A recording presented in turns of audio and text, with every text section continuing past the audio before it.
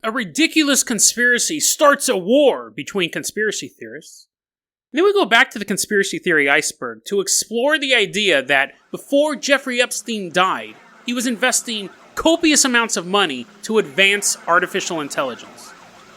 Is Jeffrey Epstein now living in cyberspace? Today on Dead Rabbit Radio.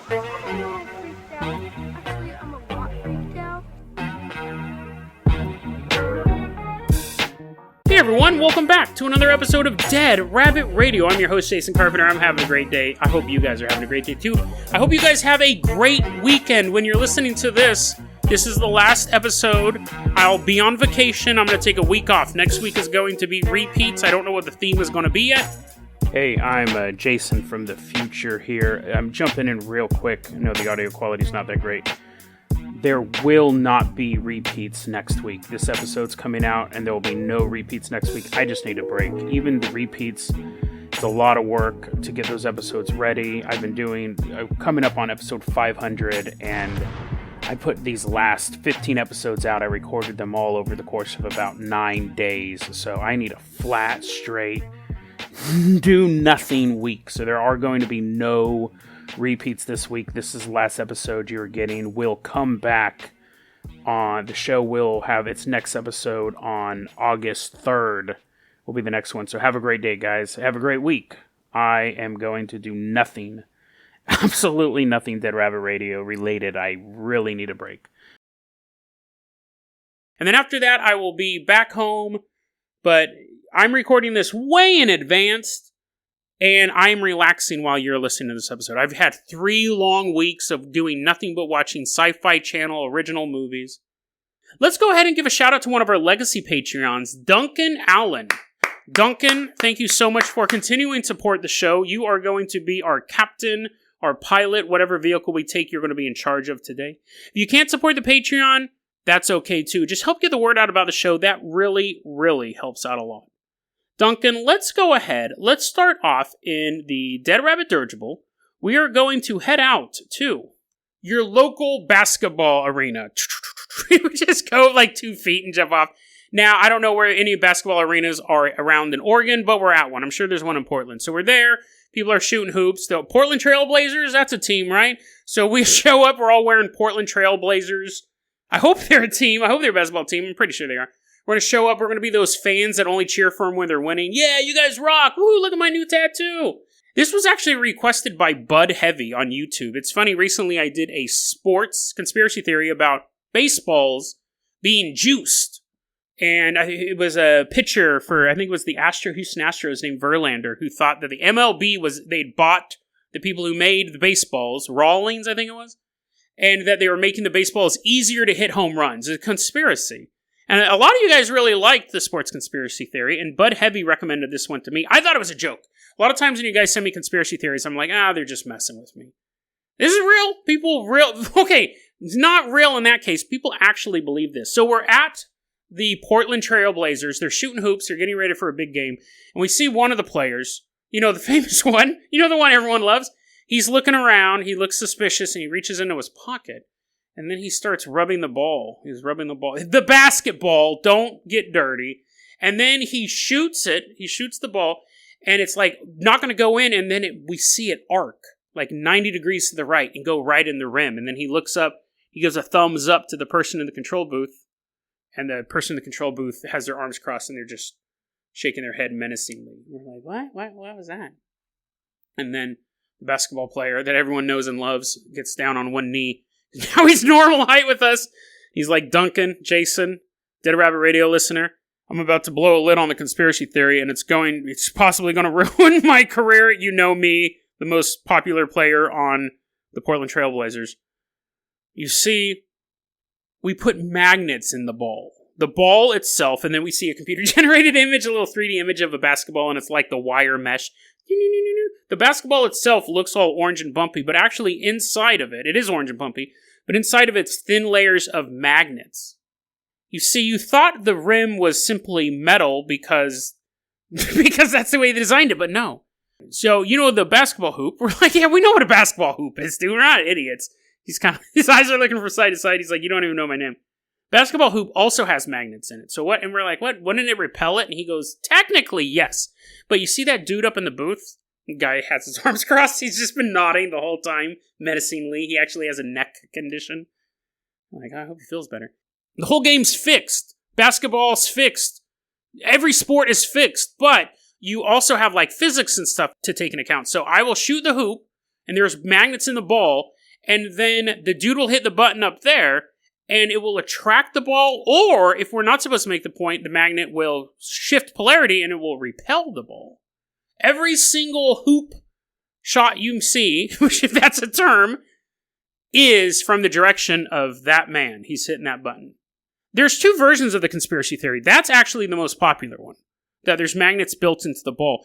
And what's interesting, the other one is that, the one I originally said, you put the magnets on the ball yourself. One of them is the player themselves are cheating the system. The other one is that the whole NBA is a fix. The one with the magnets being put on the ball, that actually started off as a joke. David Blaine does a ad for the NBA Finals, and he's like, watch me make this perfect shot. And he has magnets, and he puts them on the ball, and he makes the perfect shot, and he goes, look at these 2 players giving each other high fives. That means he's getting more magnets. Don't believe me? Watch the NBA. That's a joke, obviously. He's a master illusionist. He did it somehow. Either he can make a shot like that, or some sort of trickery. That's where that came from, but there's a lot more people saying that the whole game is rigged and the rim is metal. Now, what's funny about this is when I was researching this one really gets people mad. I saw as many people argue about this as I see argue about flat Earth. This one really makes people mad because it basically comes down to 2 groups of... The flat Earth thing is people who... They go, well, I've never been off the Earth, and you've never been off the Earth, so who can say what's true? And you're like, yeah, I haven't been off Earth, but I understand how spatial relations work, and da-da-da-da. You have this argument number. This one, and you're right, neither of us have been off the Earth. You're right. So I have to go off math and theory, and you go off of observation, and no math and no theory. This one's basically a war between people who have never dribbled a basketball in their life, and people who have. When people bring this up, people get so mad. Because they go, this is easily testable. Take a basketball, go outside, dribble it, and start shooting hoops. And you'll understand. Because there's footage of like balls landing right on the rim and just balancing there. There's one famous one, you see it in all these YouTube videos about this. The ball like gets stuck back there. It gets stuck. Now that shot was made by like a person trying to win $1,000. He shoots, and it lands not on the rim, but on the thing that connects the rim to the backboard. Just sitting there. And people go, what about that, huh? They're only magnets can make that work. And people are like, basketballs aren't full of anything. They're air. And so when it hits, sometimes it'll jam. They go, you can go out and play basketball with your buddies, and weird stuff will happen. It has nothing to do with magnets. No one's hitting on magnets.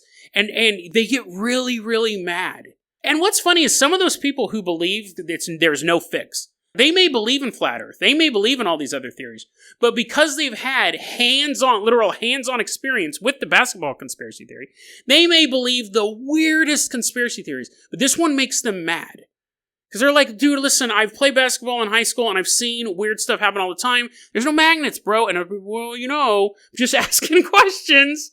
I'm sure a lot of like 9/11 truthers who really believe that space lasers took out the Twin Towers would get in your face if you told them that basketballs had magnets in them. Now, I'm not telling you to do that. We're not going to troll them. But people get really, really mad when you bring this up. It's quite funny. And let's say the 9/11 was an inside job thing. People will go, 9/11 was an inside job, and they were talking about thermite and all that stuff, and you'll answer those questions, and they go, well, maybe it was space lasers. They have to evolve the mythology. They've already done this with the basketballs have magnets. Because the theory isn't just, because then people go, what about football? If they have magnets, people go, oh, no, footballs have magnets in them too, and they can reverse the polarity of the goalposts, and people are like, not every football point is made through the goalpost. Sometimes people, football's mostly people throwing the ball. Well, they have magnets in their gloves. They have magnets in their gloves. This one guy went so far to say that UFC is fixed. Now, what's funny is there's 2 different theories here. One is that sports are fixed, which I think isn't even a conspiracy theory. I think you would find a lot of that. It may not be on a league level. It could be on a player level. But that's not even a conspiracy theory. That's like saying it rains in Seattle. You're like, yeah, sometimes. Did you know that in UFC, your gloves and your shoes have magnets in them? And to make it worse, that's bad enough getting punched with a magnet. And your mouth guard is made of metal. Did you know that? Did you know that that's the reason whenever you see a UFC fight, every single punch goes straight to the jaw and everyone is dead at the end of a fight and has no teeth? People go, oh, no, it's magnets all the way down. Magnets in your teeth, and then I have, maybe fillings, but you have magnets in your gloves, so every punch, because, no one ever gets, picked up in UFC, no one ever gets, punched in the stomach, it's always in the teeth. And then, of course, I think the puck in hockey is just one giant magnet, I think is the thing. And they'll always show video of these 1 in a million shots, I remember it was so funny, Roger Ebert wrote a review a long time ago that it was Wayans brothers, it was one of the Wayans, did that movie The Sixth Man about the guy who dies and his ghost comes back as a basketball player, and it's like helping the team win. And Roger Ebert gave the movie 0 stars, and he goes, listen, I can guarantee you that basketball fans are so obsessed over the simple physics of the game. If a ball was about to go in the hoop and then it did a loop-de-loop and then landed in the other team's hoop, there would be people would be rioting in the streets. The fact, it's so funny because he hated the movie so much, he was breaking it down on that level. He's just like, no one would watch a game if that happened once. He goes, there would be commissions brought up to figure that out, and they'd be watching that footage over and over again. And the movie was dumb. He gave it 0 stars. But that's the thing. If there were magnets in all these balls, you would have constantly, it wouldn't be 1 in a million clips on you. Every single clip would be, and again, in the sports section, an impossible basketball shot was made. It's really easy conspiracy theory to test. Obviously, you just keep playing basketball and you'll see 1 in a million shots happen. So you can easily test it, just people don't want it. People want to believe that there's magnets in the basketballs for whatever reason. Again, you can make the argument that stuff is fixed. I've actually come across quite a few conspiracy theories involving sports. Michael Jordan owed money to the mob, so they cut his finger off. That's one of them. And then Michael Jordan, I guess, was betting on games in the NBA, saw what happened with Pete Rose in the Major League Baseball scandal, so they just let him go for a couple of years and he went and played baseball. They didn't want that to get out. There's been a couple sports conspiracy theories that I've come across, but the magnets in the basketball, I think, is the most Looney Tune conspiracy theory. But if you guys have another one, and again, thank you, Bud Heavy. I really thought this was a joke when you sent it over. If you guys know of any other Looney Tune conspiracy theories, send them on over. I have seen the video where Shaquille O'Neal freezes for 5 minutes, by the way. That is weird. I'll put that in the show notes. He's just standing there. He's not playing a game. It's not like the whole game's going on. He has the ball in his hand, and everyone's like, what's going on? He's doing the news show. He's doing like some morning NBA show or whatever, and he's just staring at the camera. It's really creepy. It's like that Al Roker one where they said, you need space for Jesus, and Al Roker froze for like 2 minutes on live television. Weird stuff. But anyway, so those the Shaquille O'Neal one will be in the show notes. I'll put the Al Roker one in the show notes too. I recommend watching those. They're really creepy. Okay, so Duncan, we're done. Duncan shots. What?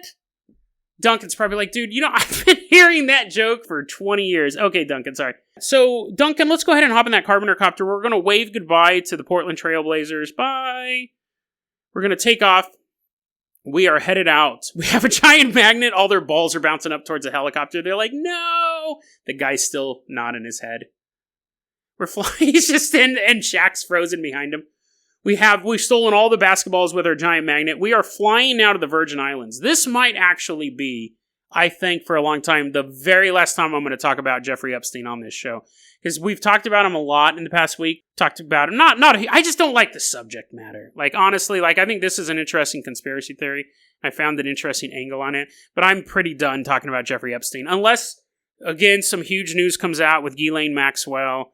I'm kind of over it. I don't like the subject matter. I don't like covering it on the show in general. I think a lot of the times you guys pick up on that when I don't go into detail with a lot of true crime stuff. I don't really like the subject matter to begin with.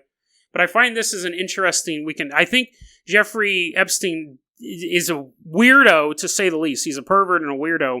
But this story's interesting. This is actually from the conspiracy theory iceberg. And the phrase on the conspiracy theory iceberg is Jeffrey Epstein AI. Let's bring that helicopter nice and low. We're flying over the Virgin Islands. We are not going to Jeffrey Epstein's island. I don't want to be anywhere near it. We're going to land on a beautiful yacht, and we're going to be 1,000 miles away, me and Duncan and you, sitting there drinking Mai Tais and watching the sunset in the complete opposite direction of that scumbag's island. But this is an interesting conspiracy theory because, again, I think I found some weird stuff with it. So Jeffrey Epstein was originally arrested in 2008, and he did a couple months in jail. And what was interesting about that was that it was so mundane. It was literally a dad. I mean, the crime was horrific. I'm not saying the crime was mundane, but Jeffrey Epstein, this powerful, world-connected dude, some dad called up the police and said, hey, this guy molested my daughter. And the cops were like, okay. And they went and they arrested him. I didn't know it was like that. I mean, I knew he got arrested, but it was literally like how you would catch the neighborhood pedophile. Despite all of his contacts and everything, he got picked up pretty easy. And he did a couple of months in jail and then was released on work release. And the prosecutors were like, this guy, they said that he was probably the most prolific child molester they'd ever come across. They were saying in U.S. history. But, he did have connections, but the fact that he got arrested in the first place was odd. I thought it was a long investigation. It was some dad called up. They may have been a long investigation after that phone call, but it was I thought they would have just blown it off or give the dad money or something like that. So he did get arrested, though, in 2008. I want to say this, too, before I go any further. Everyone that was in a photo with Jeffrey Epstein, everyone who came in contact with Jeffrey Epstein, everyone who was on one of his foundations or something like that, I do not believe that every single person that's associated with Jeffrey Epstein knew what he did. I think it was like a Harvey Weinstein thing. There were people who absolutely knew what he was doing. And then you heard rumors, and then there was people who had no idea. Because one of the guys that he rolled with, no pun intended, was Stephen Hawking. Stephen Hawking got a ton of money from Jeffrey Epstein because Jeffrey Epstein was donating millions of dollars to all sorts of science programs, including individual scientists. Do I think Stephen Hawking was engaged in this behavior? No, I don't. Do I think Elon Musk was engaged in this behavior? No, I don't. I think and I could list all the people I do think or might think. That's not what this show's about. But what I'm saying, because Elon Musk says that he got photobombed by Ghislaine Maxwell, I don't think that every single person that came across Jeffrey Epstein is involved in this, because I'm going to talk about companies, and I am in no way implying, or would ever imply, that the companies that he donated money to was involved in his disgusting lifestyle in any way, shape, or form. I think, for the most part, he kept it hidden. I think there were powerful people he was connected with who knew. I think there were people on the outside who heard rumors, and then there's people who'd have no idea. In 2008, you would know, or you would have a whisper. The rumors came a little more true. No, it was just some dad. Da, da, da, da. So, in 2000, though, before any of this stuff was really coming to light, Jeffrey Epstein starts the Jeffrey Epstein VI Foundation. VI does not mean 6 in Roman numerals. VI stands for Virgin Islands, which is where Epstein Island was located. So right off the bat, super gross. What does Jeffrey Epstein VI Foundation do? He gives Harvard a ton of money to set up the program for evolutionary dynamics. And they start working on how mathematical formulations work in evolution. He's donating money to them. He supports this YouTube channel called Neuro TV. And he would bring on philosophers and psychologists, and they would talk about how the brain functioned. That's gone, by the way. All the videos are gone. The YouTube channel is gone. It's completely ghost. As a representative of the Jeffrey Epstein VI Foundation, he was allowed to sit on these other boards. He was also a member of the Trilateral Commission, and he was a member of Council for Foreign Relations. Trilateral Commission and Council for Foreign Relations is boomer conspiracy theory. I was 12 when I was reading about the Trilateral Commission. We're 30 years ago, I was reading about how they were taking over the world, Council of Foreign Relations taking over the world, Bilderberg Group. I was aware of all that stuff before a lot of you guys was born. And I'm not trying to flex on you. I'm just saying those are really old school conspiracy theory groups. So again, I'm not saying Harvard is part of this. I'm not saying Trilateral Commission, or I can't believe I'm defending. If you'd asked me 30 years ago, Jason, you ever going to defend Trilateral Commission, Council of Foreign Relations on a podcast? I'd be like, what's a podcast? But I go, well, no, because they're these, I just think, they definitely, I don't know if they have my best interests at heart. I think they are high level international groups. I don't know if they care about Jason Carpenter, but I'm not also going to paint them with the brush because they have a pedophile in here. Any more so, here's a perfect example, any more so than the head of Subway hiring Jared Fogle. Or even the advertising camera crew with Jared Fogle. Or his personal assistant. Like at a certain point, do you hold Jared Fogle's accountant? Do you think he was involved, or she, shouldn't be sexist, but do you think they were involved in his disgusting habits? And we have a tendency to do that with every time a photo pops up of Jeffrey Epstein, people go, Matt Groening flew on Jeffrey Epstein's plane. Do I think Matt Groening and the girl who actually is one of the main witnesses, Virginia Guffrey, she said that she had to give Matt Groening a foot massage. And people were like, whoa, look at Matt Groening's on the Lolita Express. Even that girl, that's the only thing she knows about Matt Groening. Yeah, he flew on the plane and gave him a foot massage and his feet were gross. That was kind of the end of the story. So just because people are associated with Jeffrey Epstein does not necessarily make them complicit in the crimes. It's definitely not a good look, right? It's definitely not a good look. I mentioned on an episode this week, steel sharpens steel. This is the kind of thing I'm talking about. You gotta watch out who you're in company with. But I realize I'm preaching now. Let's get on with this. Jeffrey Epstein is head of the Jeffrey Epstein VI Foundation and allows him to sit on all these boards. The dude has a ton of money. We still don't even know how he got his money. They say he was a hedge fund manager. He had one client. I personally think he got the bulk of his money by running this human trafficking thing, this prostitution ring. I think people, I see, again, I have put another caveat in there. I do think he had high-level clients that were engaging in this sicko behavior. But I don't think it's every single person he ever took a photo with. But I do think he was making money doing it, and I think there are very, very powerful people. His clientele were powerful people. I'm just not saying it's not every powerful person he's ever worked with. Defending the Trilateral Commission. Anyways, as a representative of the foundation, he sat on the Mind, Brain, and Behavior Advisory Committee at Harvard. He was also involved with the Santa Fe Institute, and they're a massive think tank. They're basically, their job is to sit around and think of the future, think of the way that all these things are going to impact stuff. So he's focused on technology. He's focused on science. One of the big things I want to focus on is a group called OpenCog. They were working on an open source AI program. This was fascinating. They wanted to build an AI that you could then implant into a robot. And they had set it up like this. They call it atom space. There's thousands of atoms in atom space, which would be this virtual avatar. The problem with the way that we're doing machine learning versus the way humans learn is that humans learn, I have a fun time when I'm recording a podcast, but it hurts my back. A robot will really just be like, record podcast would be the first command. Second command would be input joy, level 3. And then it's a level 5. I love doing this show, but out of 5. But then it's like back hurts, 30%.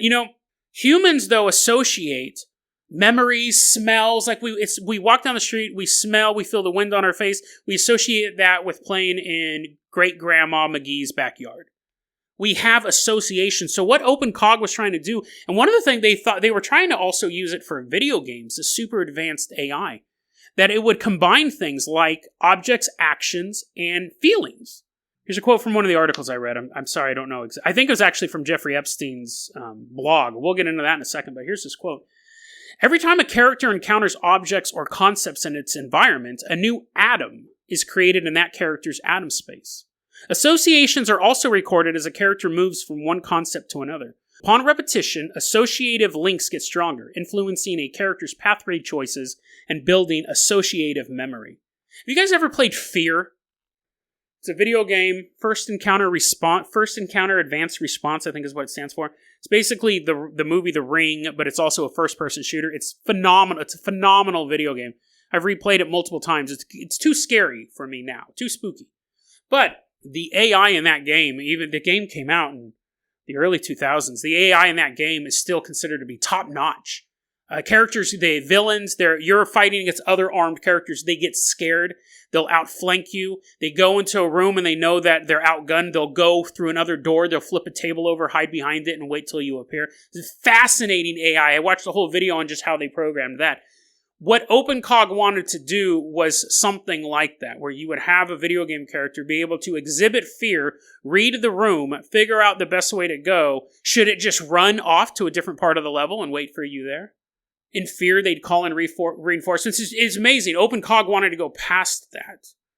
But they weren't only focused on video games. Obviously, that would be a huge moneymaker. Imagine a game like GTA 5 where your notoriety rises over time.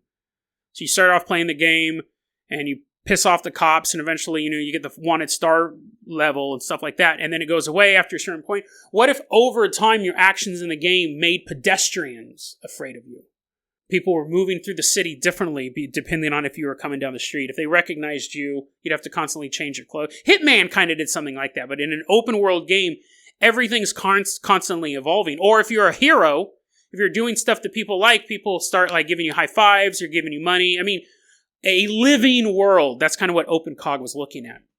But they didn't want to just limit it to a video game world. They wanted to try to get this into the body of an android. Machine learning through associations. That was actually, I'm looking farther down my notes as I'm going through. The quote that I gave you was from a Forbes article that was taken down. I actually used the Wayback Machine. It was Forbes article, Science Funder Jeffrey Epstein launches radical emotional software for the gaming industry, was how that was explained. We have that. So we're looking again at the conspiracy theory iceberg. Jeffrey Epstein, AI. So we have that. We had interest in AI. Is that enough to appear on the conspiracy theory iceberg? Maybe, but let's table that for a second. He also had an interest in cryogenics. He had an interest in freezing his brain. He had specifically an interest in freezing his brain and his penis. He believed in eugenics. What's funny was that was actually a concern as well. People go, yeah, he got accused of this girl who was like 14 or 15. He got accused of doing something inappropriate, and he served a couple months in jail, and that's awful. But, and I'm not adding the but, that's awful, but he also supports eugenics. So as a scientist, should you take money from someone who supports eugenics? And the scientists are looking at it, and they go, listen, I need money to do my research. I don't really care where it comes from. I'm sure some of them would say, no, I'm not saying Stephen Hawking said that. I'm not saying Stephen Hawking's like, dollar bill, y'all, I don't care where it's at. Some people probably did walk away from the money, but he had millions of dollars to give. And again, no one really knows where it comes from. I think it was from trafficking. I think it was from human trafficking. But he wanted to freeze his head. He wanted to freeze his penis. He wanted to have a baby ranch, which is a great name for a band, but it's a horrible idea to have in real life. He wanted to impregnate 20 women at a time and have them spread his seed through the world. He's just going to have this ranch. Maybe they'd be free-range pregnant women. We don't know. Maybe he's a true environmentalist at heart. He'd let them go out during the day and then rustle them up back at night. But he wanted to have a baby ranch. That hasn't. It's interesting. I said, or was about to say, that hasn't happened. But then I realized we don't know. World's a big place, and when you have that much money, we don't know. There could be an Epstein baby ranch somewhere out there. It's funny. I just realized. I just kind of caught myself. There 100% that could exist. So, conspiracy theory iceberg. Jeffrey Epstein AI. I think we could take a look at this. He's interested in cryogenics. He's interested in artificial intelligence. He died in a way that kept his brain undamaged. Broken bones in his neck, which occur in 25% of hangings, of lean-in hangings. He died in a way that kept his brain from being destroyed. He didn't get shot, he didn't get gassed, he didn't get electrocuted, he didn't get shivved, he didn't fall off a cliff. So I think we can look at the conspiracy theory iceberg as this. His brother ended up claiming his body, taking Jeffrey Epstein's body after the autopsy, and the body is now buried in I believe it's Florida graveyard, but I could be wrong on the state. And we can do the conspiracy theory thing where his brain is removed, even during the autopsy, because he had money ready to go. He had a will. Everyone knew exactly what they were getting. Ghislaine is trying to get some money for her legal expenses from his estate right now. Because they broke up in like the 90s. Like they hung about and she allegedly helped him I have to say allegedly with her because she's still alive. Hopefully she lives a long life and we figure out what's going on. But she wasn't around the whole time. So she's not in the will. But anyways, we can say that there was payments made and his brain was removed during the autopsy and taken to some secure location that only a millionaire could ever possibly afford. Staffed with medical techs that are going to be paid through the will. And they take Jeffrey Epstein's brain. They put it in that cryogenic chamber. All the electrodes hooked up to that gray matter. And the program starts running. You see, he wasn't trying to create a virtual world for video games or a virtual world for robots. He's trying to create a virtual world for himself. Because he was obsessed with cryogenics, with eugenics, with living on past your time and leaving a legacy past your time. And now he exists in a virtual world. Not only a virtual world, but a virtual world that is populated with people who are constantly learning, like humans. It would be no fun being trapped in a virtual world full of robots, being trapped in a virtual world of automatons. You'd want to be trapped in a virtual world, if you're going to be trapped in a virtual world, trapped in a virtual world that seems real. And for it to seem real, the hardest part to simulate is other people. You can simulate a sunset. You can simulate a waterfall. Can you simulate another person? If you work on the technology, you can. So Jeffrey Epstein in our world may have escaped justice by, quote-unquote, killing himself, right? But in the virtual world, that's what he planned all along. He knew eventually he was going to die, and whether it was by his own hands in his jail cell, whether it was an assassin in his jail cell, that was a better way out than dying on a bunk in the middle of the night or getting shivved in the lunch line. He could live in the virtual world, a virtual world he created. A virtual world where everyone loved him. A virtual world where his victims were extremely lifelike. It would be the perfect world for a narcissist like Jeffrey Epstein to live in. But there's no such thing as a perfect world. You know, it's really interesting. I planned on ending the episode like that. But I came across some information when I was researching this. I found Jeffrey Epstein's blog. I found it profoundly fascinating. Now, the blog, it's in the show notes. There was nothing like, today I met with Hillary Clinton. Oh, what a delicious toddler we devoured. Adrenochrome for life. It was posts about his business. It was posts about these different AI things he was working on or some program here and there. And at first I thought maybe it's run by someone in his company, doing out press releases and stuff like that. The reason why I don't think it was because Jeffrey Epstein, it's his name listed as the person writing the article, his photos used for the article, and obviously anyone could do that. You could have a spokesperson do that. But I think he wrote it. And I think it's kind of an interesting insight into Jeffrey Epstein. Now, when I say wrote it, I think he was probably posting press releases that somebody else wrote. It was on Blogger. And it's official in the sense, like, I got it. You could be like, well, I could start a Blogger account. I got it from Jeffrey Epstein's website. Like, you have to go through the web archives, the Wayback Machine. Jeffrey Epstein Foundation, Jeffrey Epstein VI Foundation's website had under the, I think it was the contact tab or whatever, blog. His personal email address is on there, and the blog. This blog was being written in 2013, so this was after his first arrest. And he's writing these posts, and this is another reason why. Think about it. Let's say it was your job to write, let's say that some non-totally scuzzbag, let's say that Chris Evans gets you to write his blog, right? And you're allowed to use his name and and he goes, just drum up support for stuff I'm doing. You would work your butt off to make sure people were visiting that blog, right? You wouldn't just write out in the empty sphere, knowing someday Chris Evans is going to go, hey, how's my blog going? And you're like, oh, it's great. No one visits it, but, it's totally cool. What? Why am I paying you to do my blog if no one's visiting it? You would at least fake it. You'd go to Fiverr and have someone fake do hits. Nobody visited Jeffrey Epstein's blog. It's so sad. If he wasn't a disgusting monster, it would be a little heartbreaking. Here is a man who was donating millions of dollars to businesses and charities and individuals, and nobody visited his blog. The first blog entry I found was about this AI program. He was talking about the AI program. And then I go down to the comments section. Here's a guy who knows presidents, sat on the Trilateral Commission, Council of Foreign Relations, knew celebrities, saw Matt Groening with no shoes on. One comment on his blog. It was from Jeffrey Epstein. All it said was, just checking out the comments section. Remember when you were in high school and you tried setting up your blog?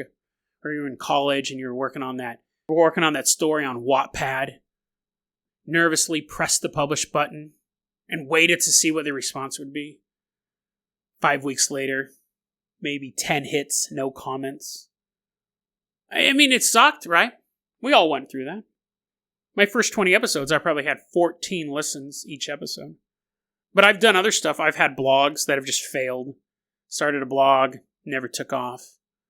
It's weird, huh? Because you don't think of somebody as rich and powerful as Jeffrey Epstein caring enough about his blog to checking on the comments section. There was an older post where somebody is talking about some program, and it was like paragraph after paragraph of some program they were working on with Jeffrey Epstein. But that's it. Jeffrey Epstein was a devastatingly lonely man, and I'm not using that as an excuse. I think actually he had a fear of adult women. I think there are different types of pedophiles. Some people have just an attraction to kids, and it's super gross. None of it is understand. None of it is excusable. But some people, they can go, yeah, since I was 12, I never stopped being attracted to 12-year-olds and stuff like that. I think Jeffrey Epstein was somebody. So the reports are he had an egg-shaped penis.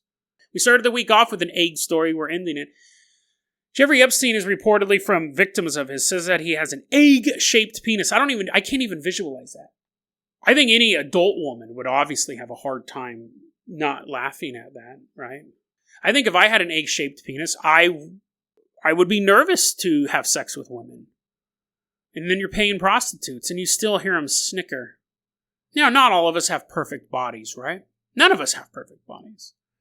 Except Chris Evans, and Ryan Reynolds, and Ryan Gosling. But we deal with it. We deal with what we have, and then if we can work on it and make it stronger or leaner or bigger or however you want your body to be, we can do that. Egg-shaped penis, it's hard but not insurmountable. Someone can still love you. But for someone who's so rich and powerful, I think the only people who would accept him would be people who had no sexual experience whatsoever, who didn't know any better that was that.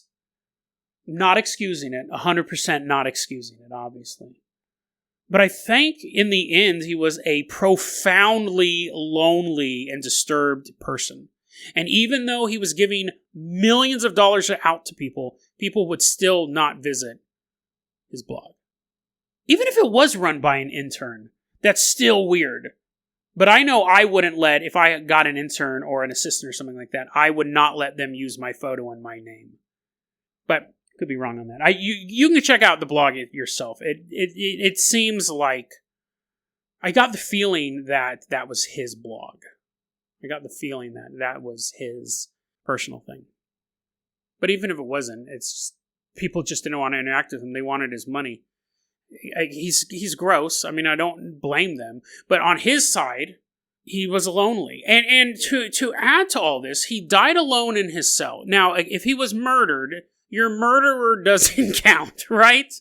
You're still dying alone. There may be another human in there strangling you. And I'm always I feel bad for hedging my bets on that one. But I honestly don't know. Like, that's something that I feel like I waffle on, and I don't like waffling that much. But I don't know. He's dead. We know the end result, but whether he killed himself, whether he was forced to kill himself, or whether someone else killed him, the end result was he didn't face justice. Not only did he die alone, his legacy was destroyed. Not only is his name synonymous with one of the most vile crimes that a human can commit, to avoid his grave getting defaced, he's at an unmarked grave in this graveyard. And he was buried next to his parents. And just so people couldn't go, well, let's just look for his parents and deface the gravestone next to it, they had parents' gravestones removed, and they are now also at unmarked graves. He destroyed his family. His brother had to come down and pick up the body. Had to have the family names removed from the tombstones. A deeply disturbed person, certainly, who wanted to spread his seed around the world and live forever. But I think at some point he realized that what's the point in living forever if in this lifetime right now, even the people you give money to don't care about you? And I think that kind of makes me lean more towards the suicide thing.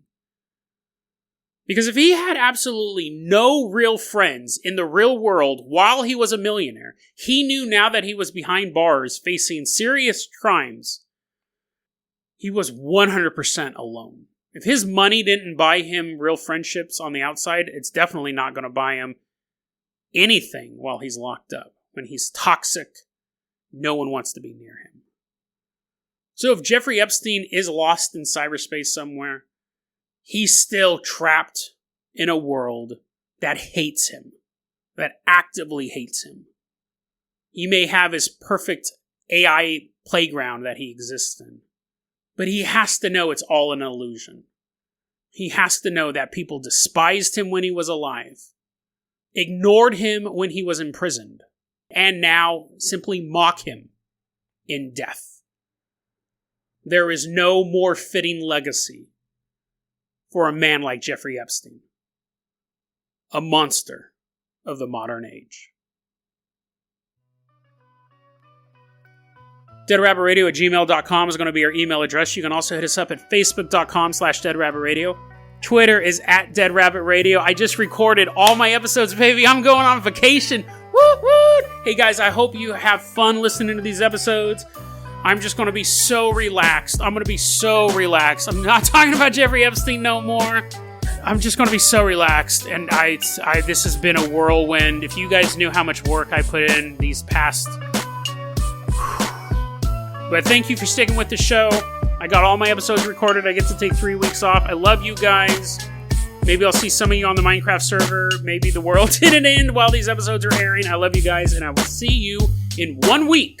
Your time. In the future time. There's a week of repeats, and then I'll see you. I love you guys. Have a great weekend. Bye.